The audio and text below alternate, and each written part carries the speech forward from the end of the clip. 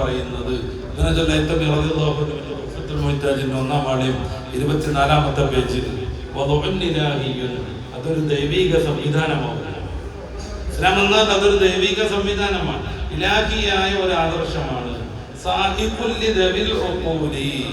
ബുദ്ധിയുള്ളവരെ അത് എത്തിക്കുന്നു, തെളിക്കുന്നു, കൊണ്ടു ചേർക്കുന്നു. അവനക്ക് ഏറ്റവും ഖൈർ ഏതാണോ അതിലേക്ക്.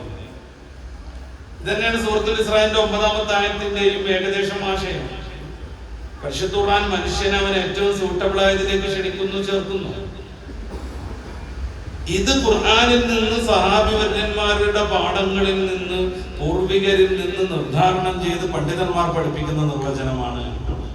എന്താണ് ഇസ്ലാം എന്ന അന്വേഷണവുമായി നമ്മൾ ഖുർആനെ സമീപിക്കുക. എന്താണ് ഇസ്ലാം?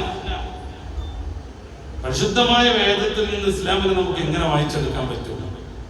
ഈ ഒരു അന്വേഷണവുമായി നമ്മൾ ഖുർആനെ സമീപിച്ചാൽ എന്താണ് പരിശുദ്ധ ഇസ്ലാം എന്ന് ബോധ്യപ്പെടുക മാത്രമല്ല, മുസ്ലിങ്ങൾക്കിടയിൽ നബിതങ്ങൾ തന്നെ പ്രവചിച്ചതുപോലെയുള്ള നിരവധിയായ ആശയ വ്യതിയാനങ്ങളും പാർട്ടികളും ഉൾപാർട്ടികളും ഉണ്ട്.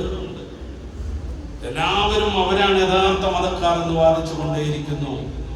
ഇതിൽ ആരാണ് യഥാർത്ഥ മതം, യഥാർത്ഥ ഇസ്ലാം എന്ന് കൃത്യമായി അറിയാൻ കൂടെ നമുക്ക് സാധിക്കും.